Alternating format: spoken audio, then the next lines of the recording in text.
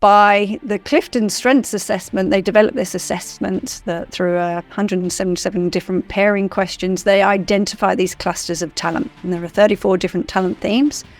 Well, I'm not a big numbers person, but one of the numbers I do love is the chances of you having the same top 5 in the same order as 1 in 33 million.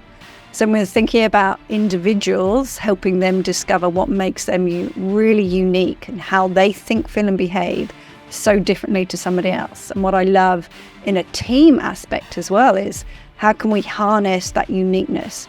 How can we look at where are we similar? Where are we different? How might we leverage each other even more to meet great outcomes? So again, being a polling company, Gallup have an awful lot of research on this. So teams that have the opportunity to use their strengths are over 8.9% more profitable, over 12.5% more productive. People are happier, more engaged. So it's really identifying how we think, feel and behave, and then how we can invest in it to turn it into a strength to achieve those great outcomes at an individual level, a team level, an organizational level. How do you get 10,000 people to take a step to the left? What's behind the relentless mindset of a world champion? Why do teams of exceptional talent fail?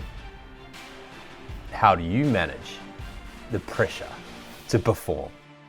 These are just some of the curious questions we will attempt to answer as we bring you world leaders, curious minds, exceptional talent, successful CEOs, and incredible human beings who know how to inspire great leaders and are inspiring great leaders themselves.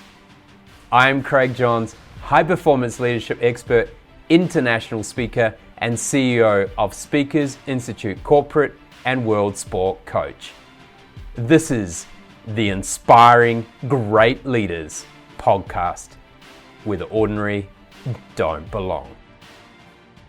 Welcome to the Inspiring Great Leaders podcast. Our guest today is a leader in the area of talent development and employee engagement, founder of the Strengths Partners and author of the recently released book, Career Unstuck. She is an International Coaching Federation professional certified coach and one of Australia's most experienced Gallup-accredited strength coaches. As a seasoned professional who has navigated the corporate world with giants like Canon and Verizon, she has dedicated the past decade to helping individuals, teams, and organizations discover and leverage their strengths. I'm pleased to bring into the studio the coach's coach, a fun-loving, passionate herb connoisseur, and who has a passion for helping others maximize their potential, Charlotte Blair. Charlotte, welcome to the show. Thank you very much for having me, Craig. So listening to that accent doesn't sound like you may have originally come from Australia. So where did you grow up, and what was the big dream for you as you played in the streets with your friends? I grew up in rural Surrey in England. I was sort of born at home. I was kind of love thinking about that. I wasn't born in a hospital. I was born at home, and we lived in this little cottage in the country, and I've always lived in the cottage in the country. So it's funny when you say playing in the streets. I didn't play in the streets. I played in the paddocks and the fields with probably my siblings. So I grew up as part of a big family living quite remotely. I remember when I was a little, sort of more around the age of sort of 7 and 8, we lived in this really big country property. I was very fortunate, and my parents did bed and breakfast. So we didn't really have neighbours there either. We were a couple of miles away from anybody else. So I loved having the opportunity to be out playing. I think if I think back to my big dream in terms of the big dream of what did I want to be when I grew up, I wanted to be a PE teacher or a policewoman, and neither of those eventuated. But if I think about the big dream, it was also to have a property, a big property out in the country, and that dream absolutely eventuated. So I've always been very much a country girl, wanted to be surrounded by horses and animals, and that has remained a constant throughout my life. Yeah, wonderful. I was very similar when I grew up. As you say, the nearest people are a mile or two away, and you get to roam the paddocks and just kind of have fun without being in too much danger, I think. Good. Yeah, no, it was great. Great childhood. Very fortunate. I had a lovely upbringing and a fun childhood. Good. So were you more of a leader or follower when you're in your kind of formative years through high school? I was either a leader or a trend bucker. So if there was something that everybody else was doing, I was not a follower. I would go, no, I'm not doing that. I'm sort of doing the opposite type of thing. And then I might cotton on or follow it a couple of years later. If I think about leading, I led the netball team. I led the hockey team. I've always been a bit of a serial committee member as well. So I remember joining committees and, debating teams. And, as I kind of left school, I didn't go to university, but as I left school and got into more sort of social type enterprises or clubs or riding clubs, I always found myself putting my hand up for committee member positions or chairperson positions or president positions. So in particular in the absence of somebody else. So I think that's my kind of, I know you're familiar with the Clifton Strengths language, Craig, but that would be my kind of command of happy to lead in the absence of somebody else. So I would find it frustrating if something wasn't moving forward. I would always step in and lead. I didn't have to be the leader, but in the absence of somebody else, I'd be like, I'll do it. Nobody else can do it. Come on, let's get going. So I would do that. Yeah, and you talk about not going to university there. So what was kind of the first career or job that you had coming out of high school? I was a groom. I worked in a big stable yard, initially down in Somerset, an eventing yard, and then I moved back up to Surrey and worked in a, very controversial, but worked in a big hunting yard. I worked for this lovely old Polish count who lived in London and had a country property, and I would look after his horses for him during the week, live on property, which was, lovely. So yeah, initially I worked with horses. And I also have multiple jobs, waitressing, working in pubs. I would juggle lots of different jobs, really just to pay my expensive habit that was my own horses. Yep. And then I started as a temporary worker for Canon in their work control team, where I would allocate the engineers out to fix the photocopiers, which is funny enough where I met my husband many years ago, and we're still together, which is always a lovely story. And then I progressed my career through Canon for 7 years. So yeah, I had a mixture of jobs. Horses was absolutely my passion, but didn't earn the money. And my big dream was to have a big house, and I wasn't going to have a big house whilst working with horses. So realised I had to get out and get into the corporate world. And that's how I did. Never thought I would head off down the sales path, but that's the path that I did head down.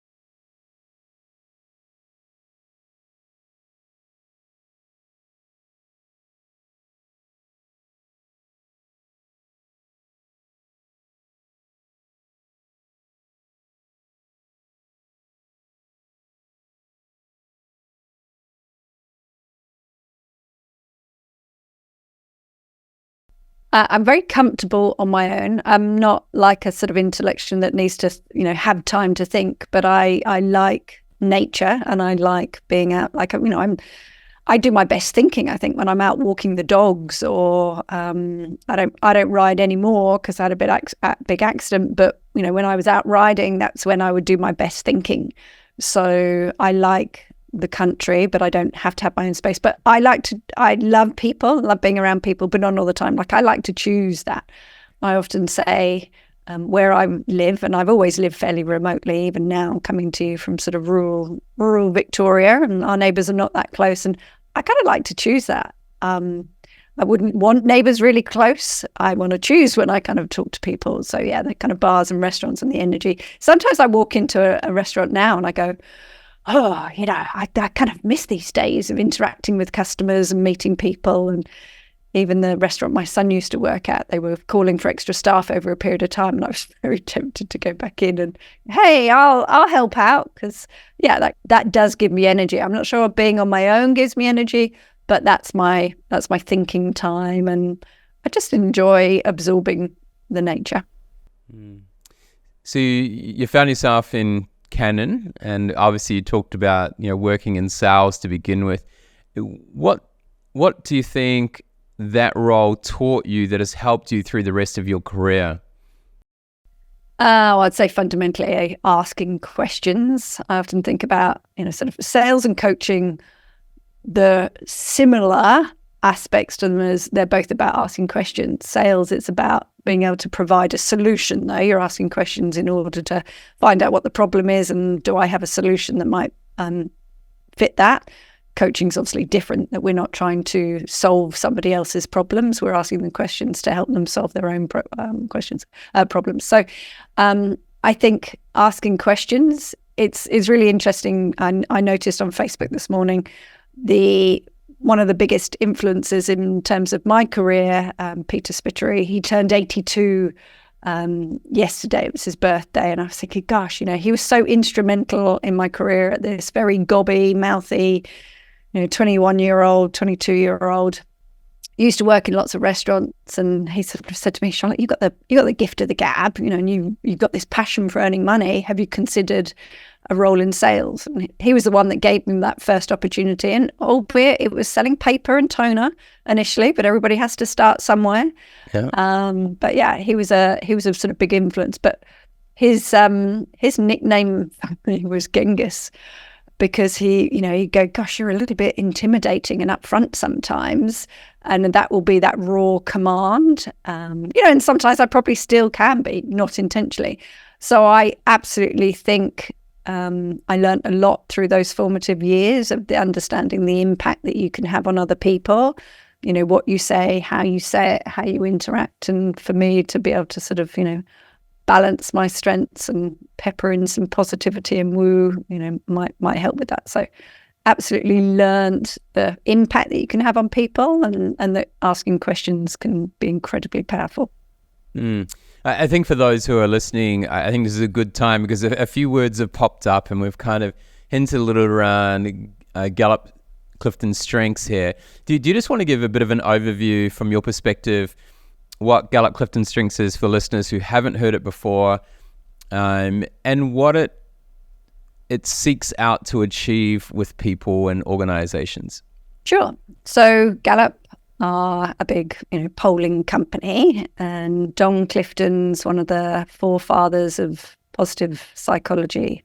A number of years ago, he was lecturing at Nebraska University and looked in the library and went, wow, look at all these books of what's wrong with people. What would happen if we focused on what's right with people? And through his research, they went out and found that there were sort of these clusters of talent. And talent is how somebody naturally thinks, feels, and behaves. It's an element of nature, nurture. Sometimes we're just born like it. I was born a woo, I think, always been socially courageous. And some develop over time. So by the Clifton Strengths Assessment, they developed this assessment that through 177 different pairing questions, they identify these clusters of talent. And there are 34 different talent themes. And I'm not a big numbers person, but one of the numbers I do love is the chances of you having the same top 5 in the same order as 1 in 33 million. So we're thinking about individuals, helping them discover what makes them really unique and how they think, feel, and behave so differently to somebody else. And what I love in a team aspect as well is how can we harness that uniqueness?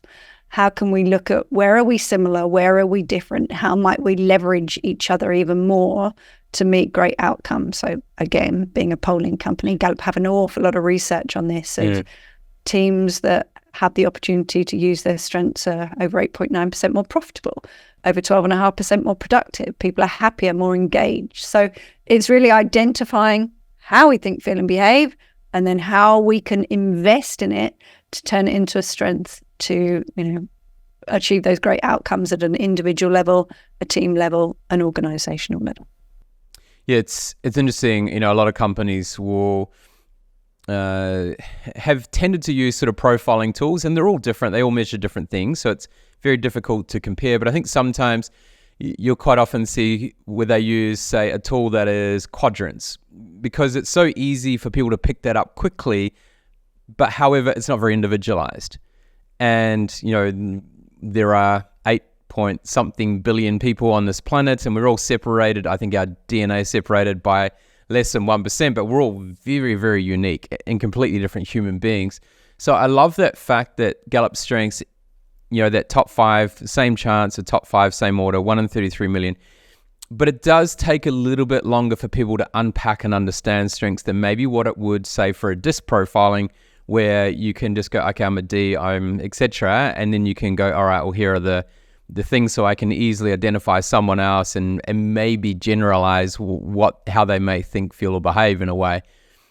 So in that, how do you make it easy for people to be able to understand their strengths? You talked about 34 strengths.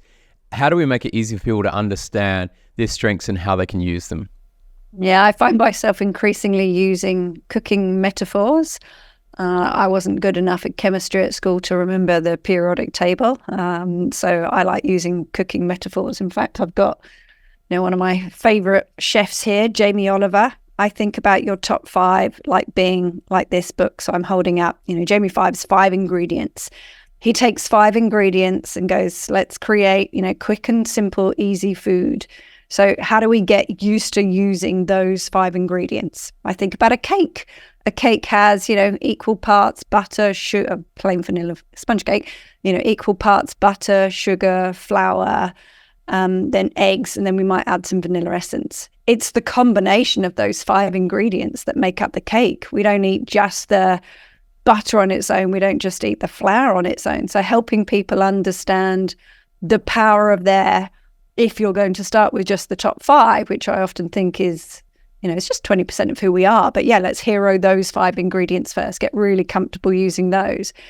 But what happens if I start adding in other ingredients into my, cake that is made up of, the 6, 7, 8, 9, 10 that might be out of those 34 themes? It's the dominant talents. It's the things that we do really well that we naturally pull upon. Like for me, it's my top 12.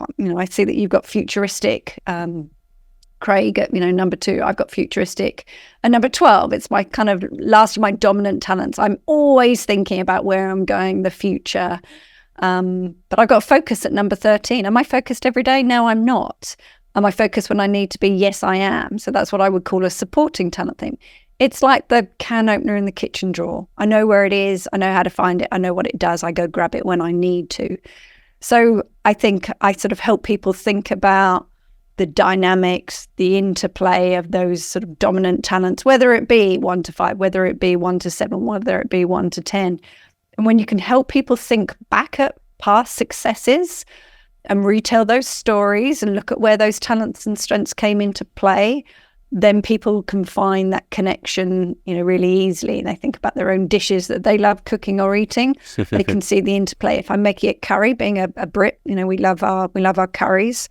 If I put too much chili in my curry, I think maybe command, and it's a bit too spicy, then I might have to balance it out a little bit. The ingredient may be called for a teaspoon, and I actually put in a tablespoon, and there was just that bit too much. I might need to balance it out with the yogurt or coconut milk, and that might be my woo or positivity. So we start to think about the dynamics and the blends, and then somebody else joins me in the kitchen with their talents and strengths in cooking. Well, something different can be created altogether. When we're thinking about that at a team level, going, wow, you just think, feel, and behave differently to me. And instead of seeing that as an issue, I see that as an advantage. Because, like you've got a number of different themes, Craig, that I don't have. So you would be an amazing partner for me because you can just sort of see patterns that I can't necessarily see with your strategic, and your number 1 a learner is my number 34. So I don't love learning. I can absolutely learn, but I don't love learning. So there's a number of ways to sort of help people, but I do believe everybody needs a coach, and having a coach to help you unpack your full report. Every day that I do a debrief, people go, oh my gosh, I'm reading this report so differently. I can really see how these show up. And then It's that case of how could you use it 1% more than you already are? What would that look like if we just took little tiny tweaks to invest in it? So you talk about learner being your number 34. And so really curious, at what point when you're at Canon, because you had a couple of different roles there, where you started to shift more into learning and development type roles and nurturing and coaching. So a strength that is out of 34, it's the bottom strength, which has components of not only you learning, but also, I suppose, sharing learnings with other people. So what was kind of that catalyst to kind of shift more into that mode of, I'm here to help people grow and evolve? Yeah, well, I'm high significance, and for your listeners, significance is about wanting to have an impact. So I think I've always wanted to have an impact, but I wasn't entirely sure what that impact was. Selling photocopiers, yes, you're sort of having an impact. Even when I was working for Verizon, I spent 12 years as a global account director for Verizon. Yes, I would have an impact, but it actually wasn't until I did the Covey course, the Stephen Covey 7 Habits, and you think about your mission and purpose in life. Did I really realize that significance was an untapped power for me of, yes, I really wanted to make a difference. But I think it's always been there, even if I think about, being a PE teacher or being a policewoman, that wanting to make a difference, have an impact. My positivity wants to bring some fun and humor into whatever I'm doing as well. So I want to make the workplace an enjoyable, fun place to go. It's the reason why I wrote the book, because I talk to so many people that don't love their work. So I think that training and development piece is about how can we help people reach their full potential. I'm a maximizer as well. So maximizers love good to great.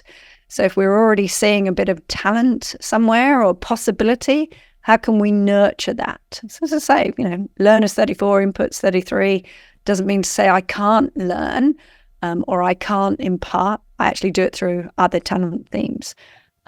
Clifton Strengths, I always say, it's not what we do, it's how we do it. Yeah, it's interesting.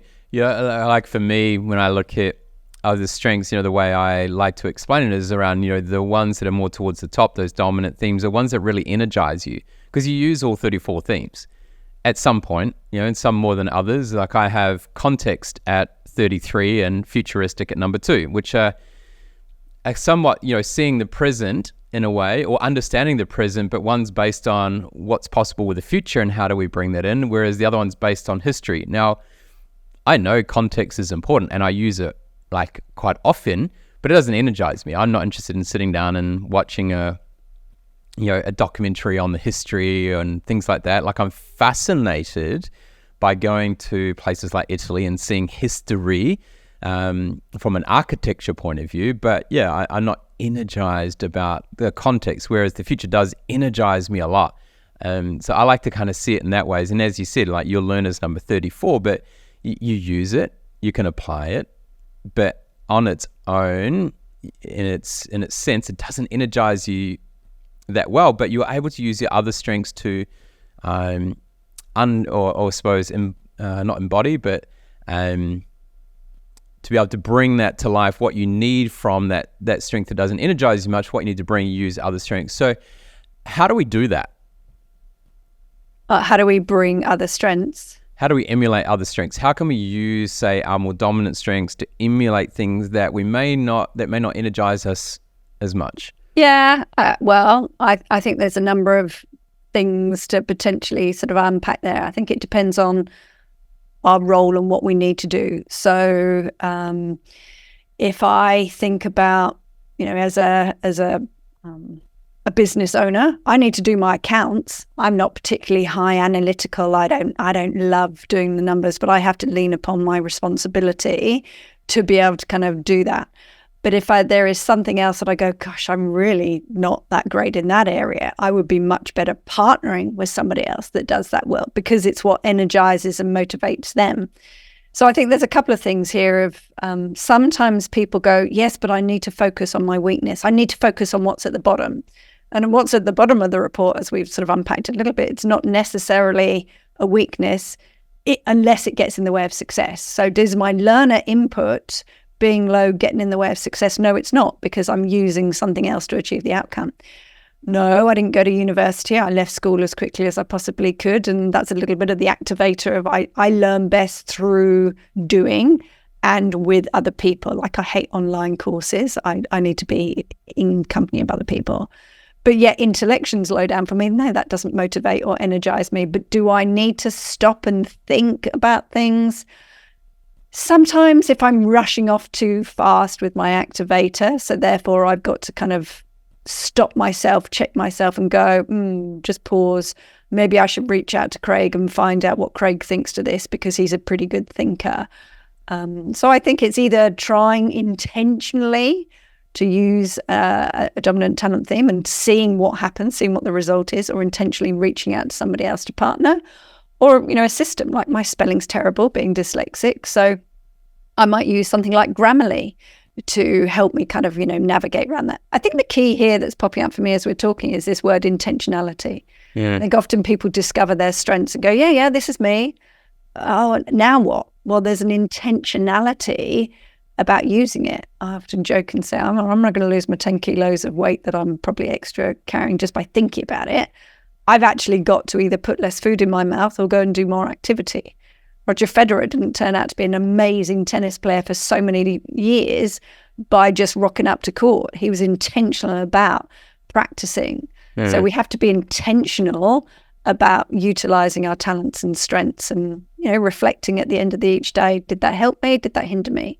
Did I put a teaspoon or a tablespoon in? What could I use to balance that out? Who else could I use? So I think the more that we can be playing to our strengths, the more energized we are, and the more in a team we can enable others to play to their strengths, the better outcomes that we're going to get if we partner together. I feel very fortunate because I'm one of the few in the lower percentage, I suppose, in a way, that have always loved their work. Always been passionate, always loved it, always had things that I wanted to do. So I've never been in a situation where I'm, don't like work, I'm disengaged or anything like that. Never been. So I've been very fortunate. So my question then is, when we look at the statistics and they're above 80% of people that are partly or, fully disengaged from their work, what could we do better at an earlier age so that people actually find jobs they want to do and find their purpose a lot quicker than what we see at the moment? Because we can't blame the companies, we can't blame all the leaders for everything in a way, which happens sometimes, for employee engagement. So what can we do differently? I think there's a couple of things, again, that are popping up for me there. I think the one that I kind of want to go to, I listened to a podcast not so long ago with Seth Godin about sunk costs.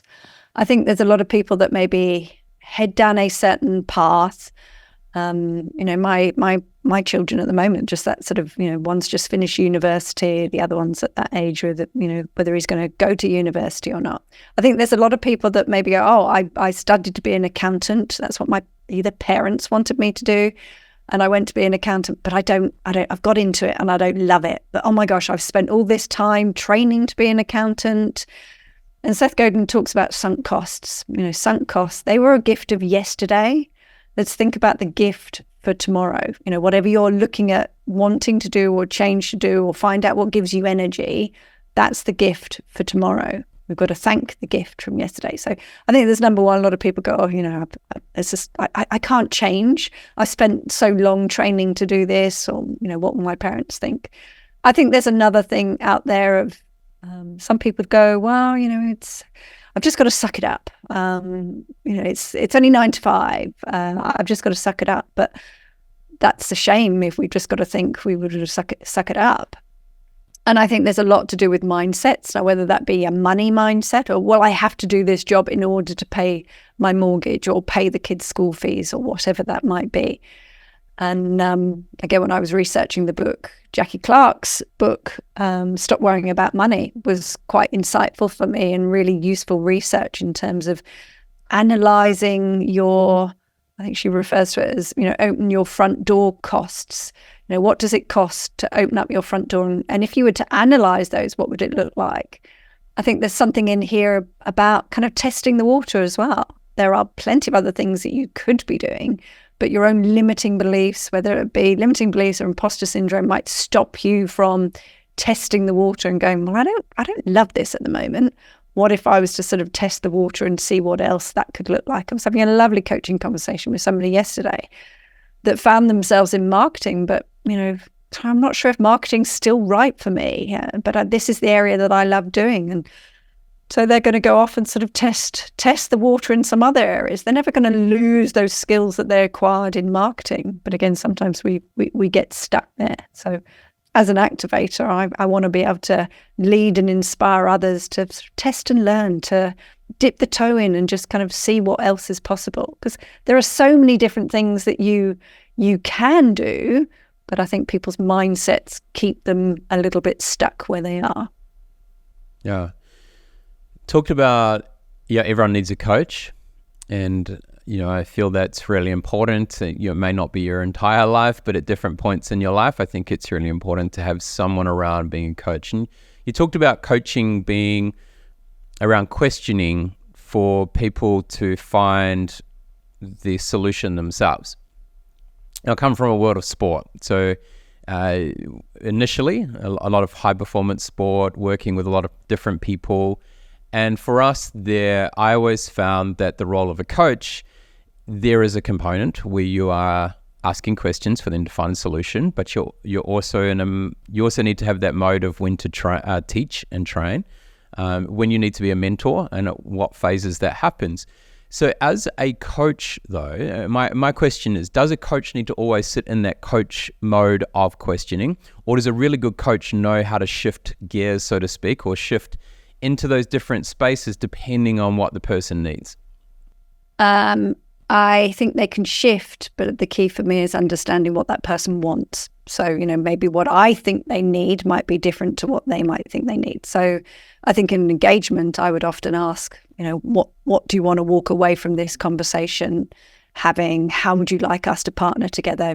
I coach and mentor a lot of other coaches, especially newly accredited Gallup coaches. They've just sort of done their 5-day program and it's like, oh my gosh, now what? So I absolutely put my mentor and my coaching hat on there, but I'm asking them, what do you really want to get from this conversation? And sometimes it might be, I kind of really want to know, how do I do a first debrief, or how do I run a team workshop? And I'm absolutely putting my mentoring hat on and imparting knowledge of, this is what I've been doing for the last 10 years.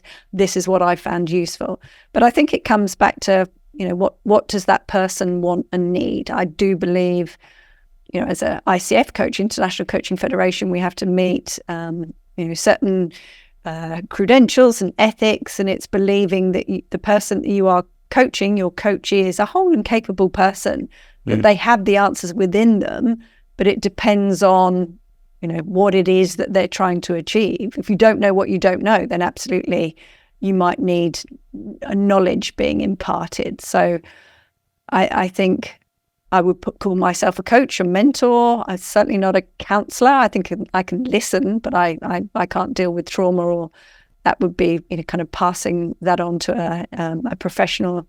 But yeah, sometimes I'm a consultant. If I'm going in and working with an organization, and I might start with that CEO kind of coaching, but they might also say, well, what do you think we need? And then I might put my consulting hat on and say, well, actually, I think we need to look at some leadership development, maybe giving people tools and skills to be able to, understand the GROW model, to be able to coach each other, to be able to learn how to give feedback using something like SBI as a model, situation, behavior, impact. So yes, I think we cross over, but when you're doing your ICF coaching, it's absolutely about asking questions and helping the other person, holding up the mirror, being their thinking partner. But at the end, yes, it might well be, would you like a little piece of advice? But we leave it until the end, and then they say, oh, yes. I remember my coach did that when I was thinking about writing the book. She said, well, would you like a piece of advice of what helped me? And it was, yes, thank you. But I didn't willingly, or she didn't initially throw it out there. She waited until I had done my sort of processes and thinking about what options, yes, I could reach out to these people. And she was like, well, this person was useful for me. Would you like me to connect you? Oh, yes, thank you. But you kind of kept it to the end. Interesting. For you, when you look at kind of leadership and the way that kind of the corporate world has shifted in a way. So we'll sit in corporate here. We could talk about leading other types of things at the moment, but I'll stay in corporate for a bit here.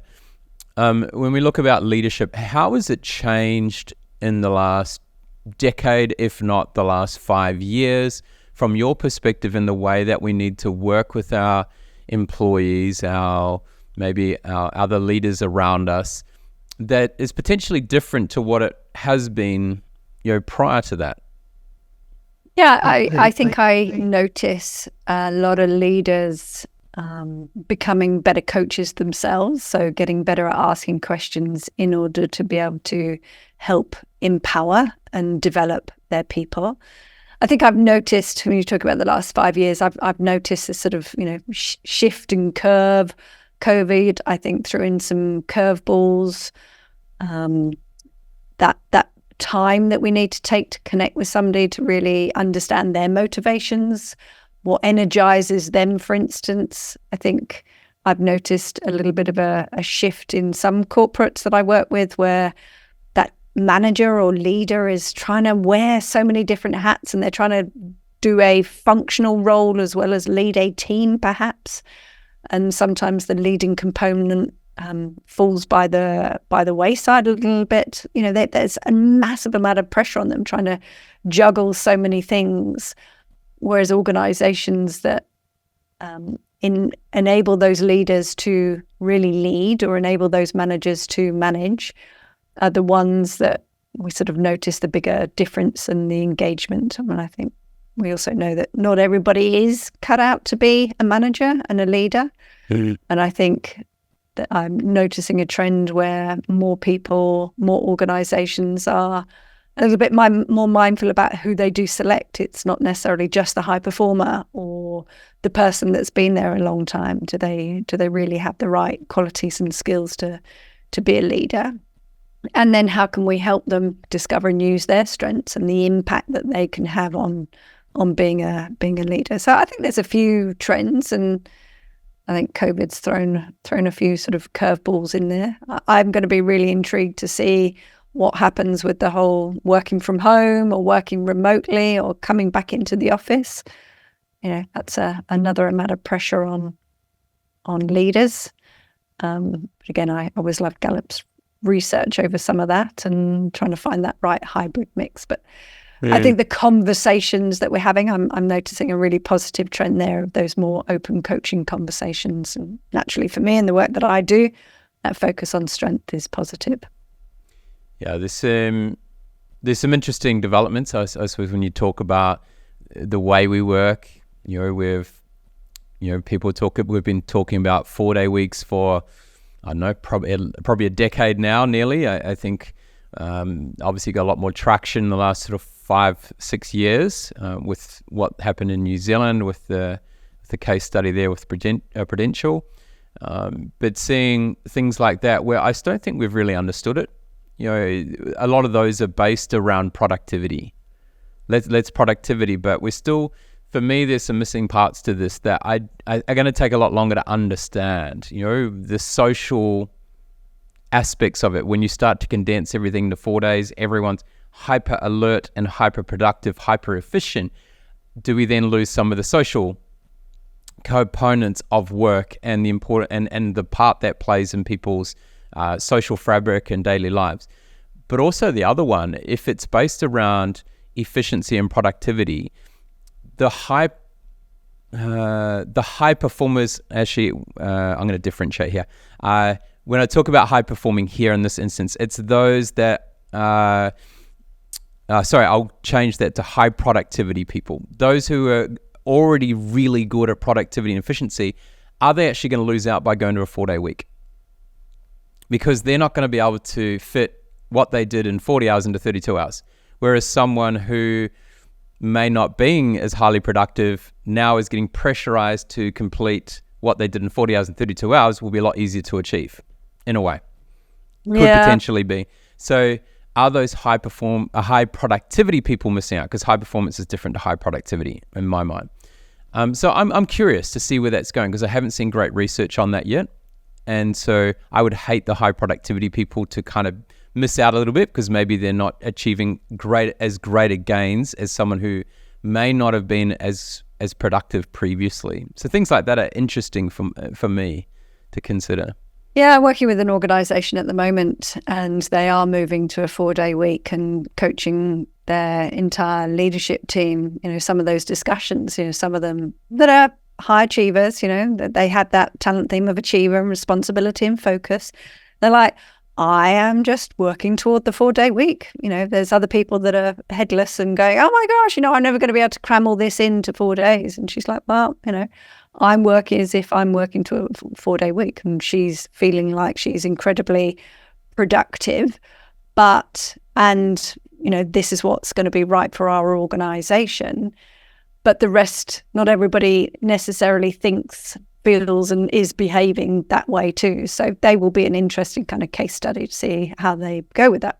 But that's also their role as leaders to say, if this is what we're going to do, how can we all collectively work towards this? Not find that we're working still 5 days, but only being paid for 4 days. But yeah, there is a component in there about the social. And I think back to when my children were probably as young as yours are now, I wasn't interested in things like career development. I was like, I just want to come in, do my job and get home to my children. And that enabled me to actually be probably more productive.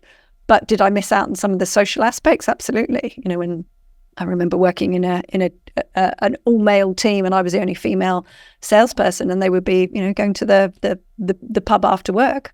I would not go to the pub after work because I would be going back to my children. Now, did I miss out on some dynamics and social aspects to that? Yes, probably. Was I productive in my work? Yes, I think I was, because I'd also have to be a lot more efficient in meetings of going, right, okay, no, I need to go now. So yeah, I don't think it's a one size fits all, but it is going to be interesting to see how it plays out. Yeah, we saw it during COVID when everyone went, oh, we've got to shorten the number of meetings. Shorten the length of our meetings. But what ended up happening is you focus on some core elements, but maybe areas that were missed out were making sure everyone was included in the conversation, giving people space to be able to speak up, and creating that environment, or just that space where people can connect. And so people had to be a lot more deliberate about that, because you couldn't just bump into them in the hallway anymore, or you couldn't just bump into the pub after work or whatever it may be. So I'm also curious to see where that goes, because I feel like some meetings, yes, they have condensed them because maybe they went too long, and I understand that. But there's also a point where you've got to make sure that you're very intentional, a word that you used earlier, intentional about looking at team cohesion and that social component that is required to be able to be a high performing team versus just be a whole lot of high productive, high achieving, high performing individuals who are great individual contributors. Like, how do we build that cohesive, connected, collaborative environment when maybe we're working less hours, or maybe we are working remotely, in different workplaces. And I think the power of tools like Strengths is going to be really valuable in trying to help people connect that, but it's going to have to be very intentional when we've got such a mindset on how do we make our companies more efficient, more productive, etc., as we move forward with technology coming into play. So I'm curious from your perspective how we can really integrate things like Strengths effectively, but to consider the changing work environment and how we can bring those things together that are really important for what it takes to be high performing as a team and collective over a long period of time.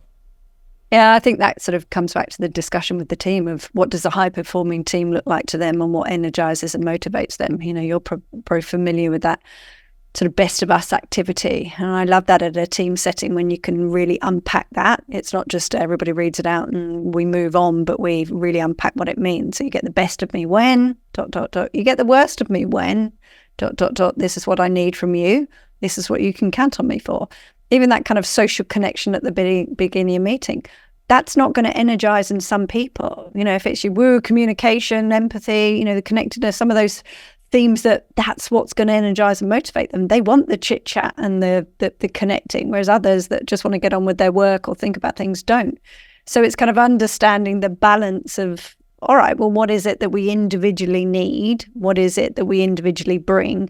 How can we find the right balance between that? And I remember having some amazing conversations with some people, somebody saying, oh, no, I really need the social buzz of somebody else sat next to me. And the person sat next to me is like, I do not. Lockie, when you come over, I've got to put my headphones on and I can't focus. And all it took was a little jiggle around of the office and going, okay, well, let's have, Lockie sat next to Sarah, this person over here. And all of a sudden they were a lot more productive, but had that awareness and understanding and would find other ways to be able to connect. It's the short, sharp connect, or it's connect outside of work. But I think asking the team and having a deeper conversation about how do we communicate, how do we celebrate, how do we connect, and just sort of making sure that everybody does have the opportunity to be able to share in a safe space. And I think that's why building the foundations of strengths initially and people getting to understand self and understanding others is sort of quite critical. But again, it's not a quick fix. It's not we've done our strengths, we're all good now. Yeah. It's an ongoing conversation of what does high performing look like to us as a team, and how can we collectively bring our unique talents and strengths to the situation, but also what do we need from each other? I think that's sometimes what's missing. We don't have those conversations of what do we need to be at our best. It's interesting. A lot of people talk about high performing and high performing teams, and a lot of the things they share and talk about are actually just a performing team. It's not a high performing team. There's a very big difference between a performing team and a high performing team. And I feel like the last decade or so, it's the airways have been kind of confused, and there's lots of people talking about, oh, you must do this, and I'm like, well, that's just a performing team.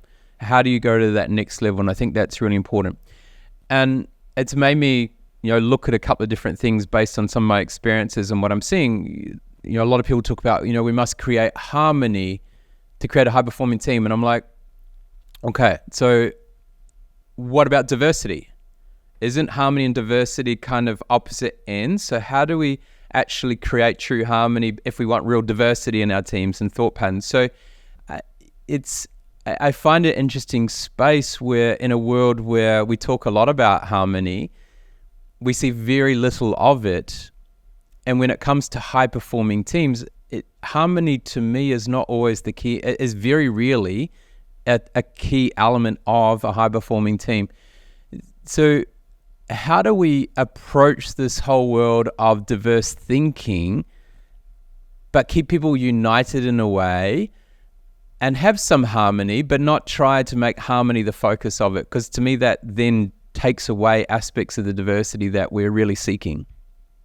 Yeah, I think what initially pops up for me there is the word harmony. If you were to ask 10 different people what they mean by harmony, you're probably going to get 10 different answers. But I think about Ilona was in the same kind of group as I was, the expert author of Community, of writing the book, and she was writing a book on team harmony. And whilst I haven't read the book, I was listening to her on a podcast, and she used this amazing analogy of like an orchestra.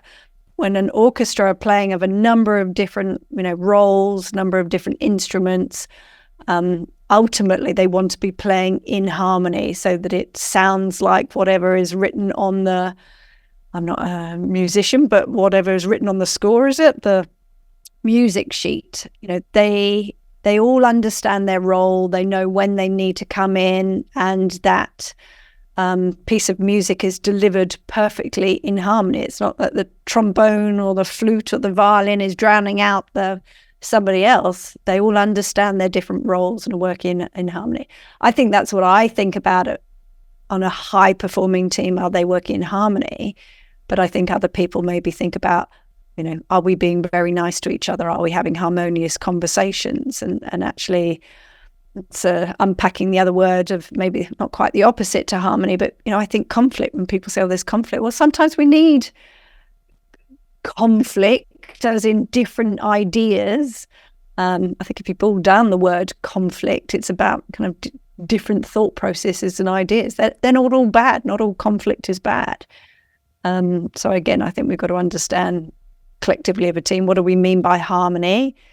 What's the upside of that? What's the downside of that? But I kind of come back to this metaphor of an orchestra playing in harmony. They might be classed as a high-performing team, but maybe not. If somebody's seething, sitting there really annoyed with their colleague next door because something else happened beforehand, they could still be playing their part and it sounds harmonious, but actually maybe when they walk out of the auditorium, it's not. Yeah. I mean, harmony from a music perspective is how the notes all connect with each other, right? To create the overall outcome. But from harmonious people, it's different. So harmony of music is different to harmony of people. And when it comes to a high performing team, if we're looking at harmony of people, then it's, to me, as I said, it's very rarely in the top areas of it.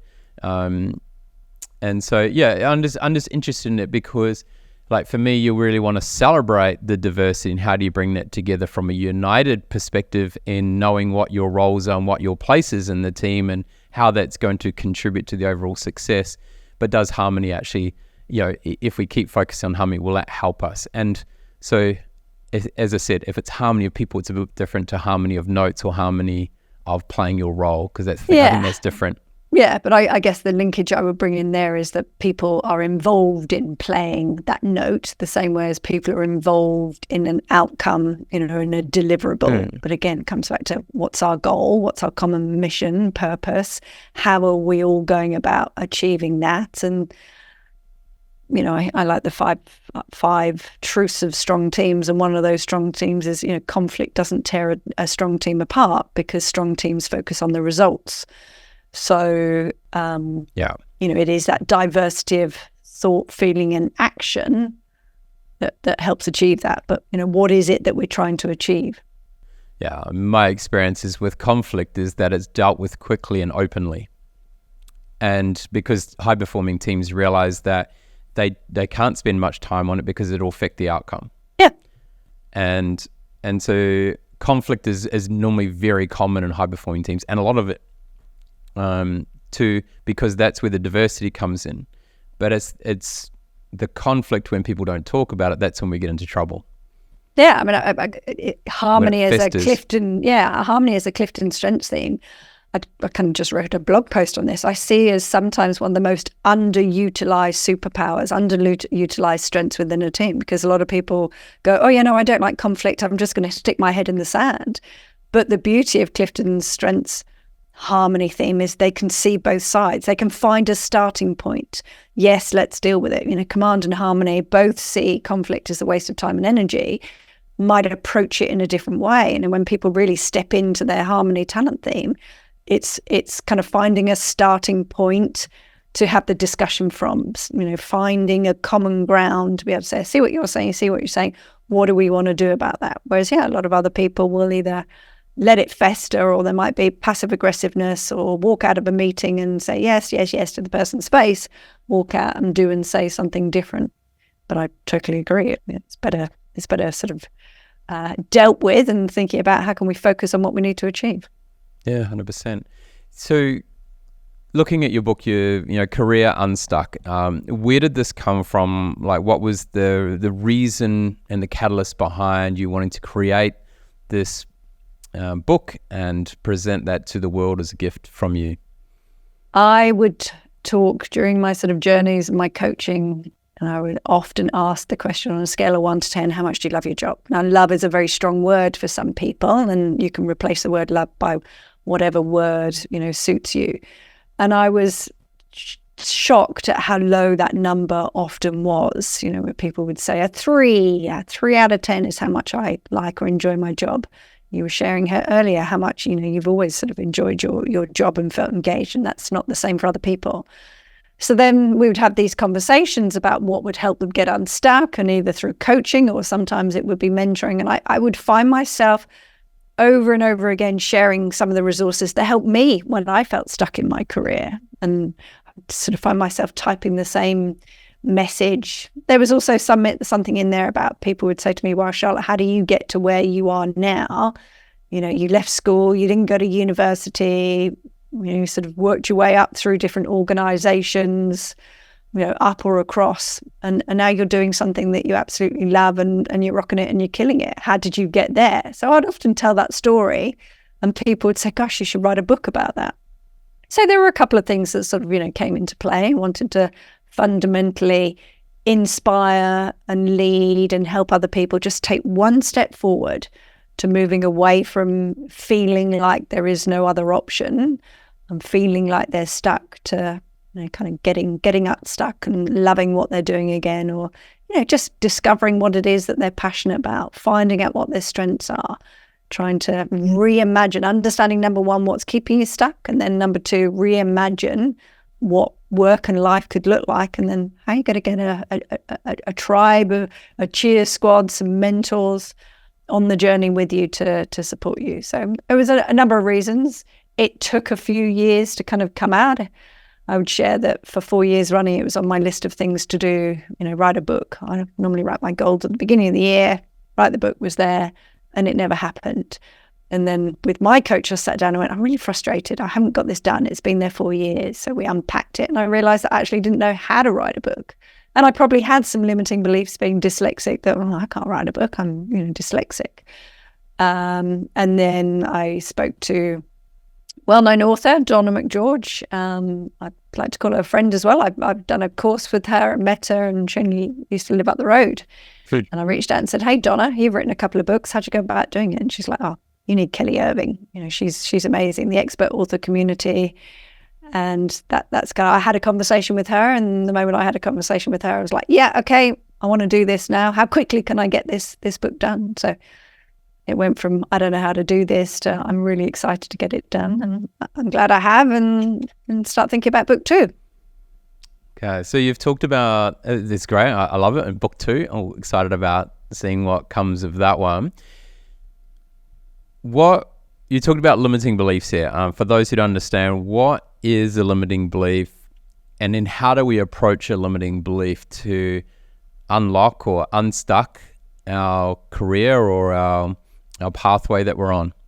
Yeah, I think for me, a limiting belief is something that is stopping you. So for me, it might have been, I'm dyslexic, I can't write a book. That's a limiting belief, versus an enabling belief would be, I could learn how to write a book. I could have a support mechanism. That's what editors are there to do, to check your spelling. So that's more of an enabling belief. So sometimes it's initially identifying that, it's your own belief system, it's your own mindset that is getting in the way. And if you were to literally sort of take that thing that's stopping you and shifting the language, like you were sharing earlier a little bit about, context and futuristic, it's not quite the same, but there's, kind of one is thinking back of the past and the other one is thinking of the future. I spoke up in this meeting one time and I got shut down. There's no point in me speaking up again. That might be a limiting belief. An enabling belief might be, I think I have something valuable to contribute. I'll try again in a different way, and my voice will be heard. I do have something to offer. So it's just looking at what it is now, what it could be, reframing that, and then going, right, well, if I was to test doing that, what would that look like? I mean, we all have limiting beliefs, and some of it comes from our upbringing, and some of it comes from our, experiences. But I kind of wrote in the book, it's like children are very, they don't seem to have many limiting beliefs. They're forever curious and testing things out. You imagine as a little child, is your child walking now? Trying to run at 1,000,000 miles an hour. Yeah. So, it's like if we could be a little bit more childlike, you imagine what would happen to humanity if every time a child fell over and they go, this is too hard work, I'm not going to bother trying to walk anymore. But it's as we grow up, we seem to go, well, I tried that once and it hurt and I'm not going to do it again. If we could be a little bit more childlike and, fall over and stand back up again, fall over, stand back up again, and have people there supporting you, holding your hand, encouraging you along. So I do encourage people, if they think that they've got some limiting beliefs, to have a conversation with somebody else about it, and see how they can unpack it to be an enabling belief. What might happen if they thought about it in a different way? Why do you think people Like they may acknowledge something's happening, they may see an opportunity, but they can't change. And they stay stuck in their job, or they continue to do what they've always done because they need to keep paying the bills. Why do people find it so challenging to change? Well, it in part, possibly, again, coming back to their mindset that they can't see what could be possible. And maybe they don't have the support system and the mechanism around them. Maybe they want to change, but their partners have said, well, no, we just need to kind of pay the bills. And maybe there's some courageous conversations that need to be happening there. Maybe they need to seek the support of somebody else, and they're trying to kind of navigate some of those things on their own. But I often think about, well, what's the impact if you don't change? You know, the people that are stuck in their role, what's the weather that they're carrying around with them? If they're, you know, depressed or unhappy or sad or just not energized, are they taking that home? And is that, you know, being shared with their partner, their children, their friends? You know, there's a massive impact of feeling stuck where we are. Depends on whether you feel stuck or not. But, you know, if we feel stuck where we are, what's the impact of that having on you, your health, your family, your well-being? You know, maybe you're stuck somewhere and you've got a terrible boss and you just feel like you've got no options, and your motivation and your self-esteem has been, you know, plummeted through the floor. I encourage those people to reach out to somebody and have a conversation and start helping build up their own self-esteem again. But to me, it's just like little tiny steps of action. You feel stuck, just take one little step forward and see what happens. But you know, sometimes people want to stay stuck. We can't make everybody move. I remember sort of, you know, when I was first writing the book and having it proofread, and kind of Kelly was like, Charlotte, not everybody's going to want to start their own business. You can't force people to start their own business. That's why it might be book 2. You know, that's not going to be for everybody, and you've got to understand what it is that's keeping that person stuck. And there's lots of different reasons. It's more than just kind of one reason, but sometimes people don't necessarily evaluate that. Okay. If you don't mind, go back to the book. 4 years, put it down, New Year's resolution, going to write the book. Each year, same thing. Then you have this coaching conversation. Are you willing to unpack how you became unstuck? Yes, you had someone, you know, sort of coach you through that, but how did you then approach it from, let's say, your top 5 strengths? How did you use your top 5 strengths, or potentially out to your 12 dominant themes? What did you use there to help you get unstuck, to really get moving and writing that book? Well, I absolutely used my woo to reach out to a couple of people. So, you know, Donna, to have a conversation. Donna, you've written a book. How did you go about doing it? And then she connected me with Kelly. So then the activator came into play. I reached out to a couple of other people. One of my options was to have a ghostwriter write the book for me. So I reached out to that person.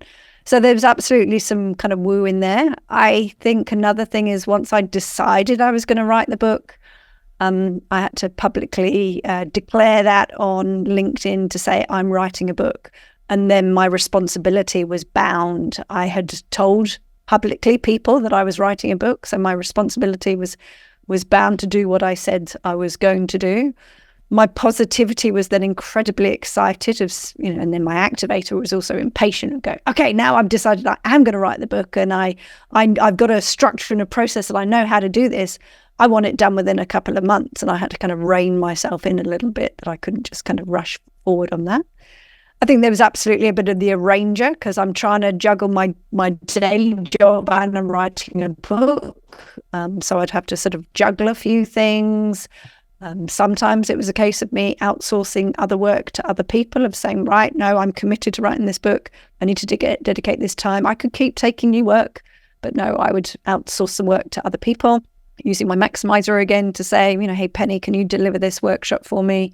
I need to kind of like focus on that. So there was a bit of that aspect. I think there was an element of self-assurance as well, that once I knew the process, I'm like, yeah, okay, Charlotte, you've got this. Let's work through towards doing that. So I think there's a number of different talent themes that came into play. I think we always have our doubts. Sometimes like, oh my God, who's going to read this? I'm not the CEO of some organization. I didn't go to university. I don't have this list of qualifications behind me. I would have my own doubting beliefs sometimes, but then I would send it out to test readers, ask for candid, honest feedback, and they'd be like, I love this. This is a really, useful, easy to read. We can hear your voice, hear your humor in it. I would tell some embarrassing stories in there as well. I would get research from other people. I would tell their stories. And people go, this is a really practical book. And that would kind of spur me on and go, yeah, actually, I do have a voice to be able to share. But I've got to focus on who's my ideal reader. So I guess my sort of significance played a little bit a part in that of going, okay, let's narrow this down to who is it that I'm ultimately trying to reach. This book is not for everybody. If you're not stuck in your career and you love your job, this book is not for you. But if you ask that question on a scale of 1 to 10, how much do you love your work? And the answer is lower than you would like it to be. There's no right answer to that. It doesn't have to be a 10. But if it's lower than you would like it to be, then there's some little action that you need to take. So I think all my talents and strengths played a role, but the thing that was getting in the way is I didn't actually understand how to write a book. Yeah. And that was the most useful part. But I'd say my woo started that journey, I'd say, after the coach.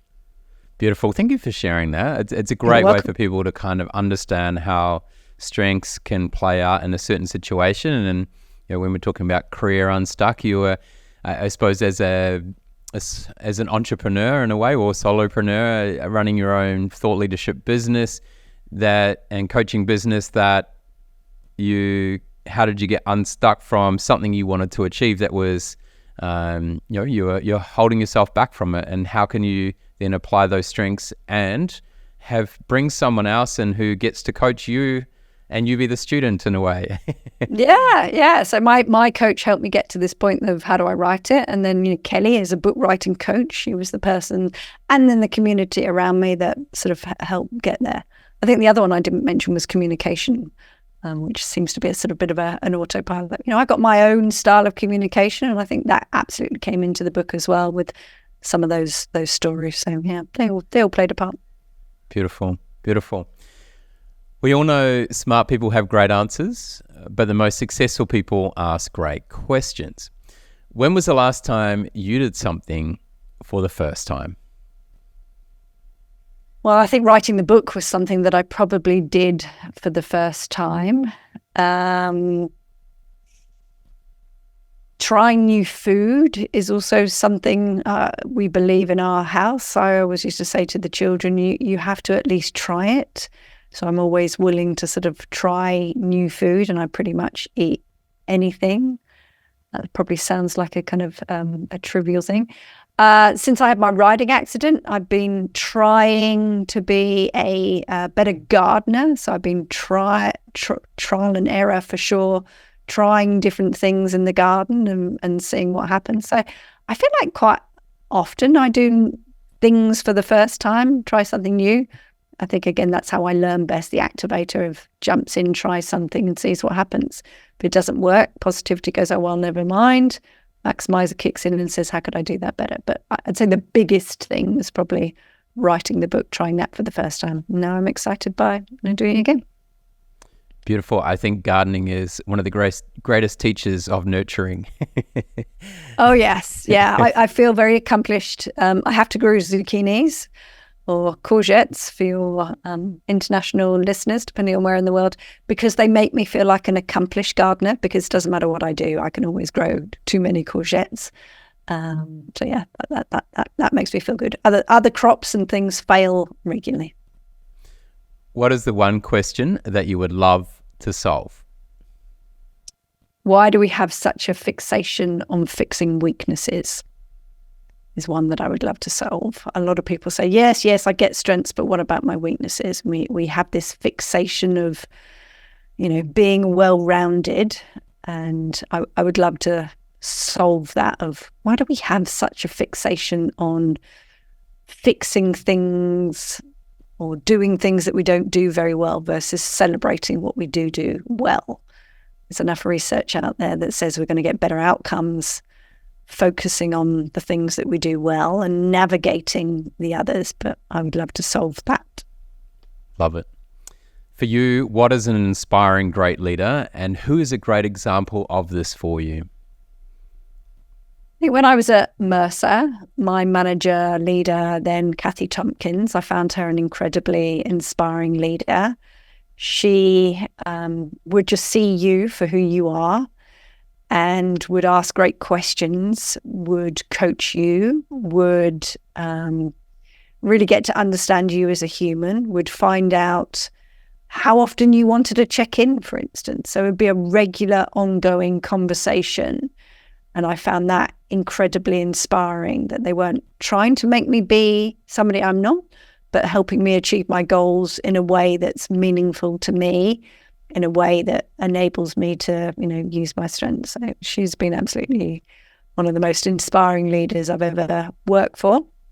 And, and we're still in touch now and friends, which I think is great. I mean, I've been very fortunate to have a number of inspiring leaders over the years. As say, Peter Spitter, who turned 82 yesterday, he was one of my first inspiring leaders, and I've had many terrible leaders and many very inspiring leaders. But, the ones that inspire me the most are those that enable me to be me and understand that I think, feel and behave differently, and also hold the mirror up to me when I'm, need a bit of reflection or understanding when I maybe haven't done something quite as well or haven't handled something as well.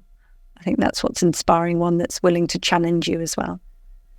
Charlotte, this has been a great conversation. How can people learn more about what you do, and what is the best way to connect with you? I love connecting on LinkedIn. So the best way to connect with me is to connect with me on LinkedIn. I'm a very open LinkedIn connector, unless you're immediately trying to sell me something. I hate it when people connect with me and then immediately I get a message and they're trying to sell me something. So please don't do that. And then the other place to find me, find information about the book, would be thestrengthspartners.com. Or you could just have a look at careerunstuck.com.au. But the primary work that I do is thestrengthspartners.com. But I love connecting on LinkedIn. Beautiful. Well, we'll pop those links in the show notes. It's been an absolute pleasure speaking with you today. I loved hearing about your early years when you grew up on the farm, and your approach, your activation in life and wanting to get going, and having those great experiences in hospitality before finding yourself in a role of sales based on someone else's observations of what they naturally saw you were really, really good at, to then find along the way what really energized you, and being able to tap into your talents and really nurture them into strength so that you can, make a positive difference in this world through your significance, strength that you have, and the way you approach things. I love you just have real nice, calm controlness of you, even though you've got a high activation and command. Your ability to hold space is quite remarkable. And so thank you for creating the book Unstuck, Career Unstuck. I'm sure it will help a lot of people that are navigating a world where they find themselves in a situation where they may not be totally happy with, but they're not sure how to get themselves out of where they are. And so I'm sure you can help a lot of people through that. So it's wonderful to have a really deep, meaningful conversation with you today, and really appreciate your time. I really appreciate you having me on. Thank you so much, Craig. It's been really interesting having that conversation with you and bouncing around some different ideas and thought processes. So I've learned a lot myself, and it's been really inspiring talking to you. So thank you. It's time for you to join the Inspiring Great Leaders movement by visiting craigjohns.com.au. Share this podcast on LinkedIn and be sure to hashtag Inspiring Great Leaders. We would love it if you could leave a review on Apple Podcasts or Spotify. Drop us a line with your feedback and questions, and connect with us on the Craig Johns LinkedIn, Facebook and Instagram pages.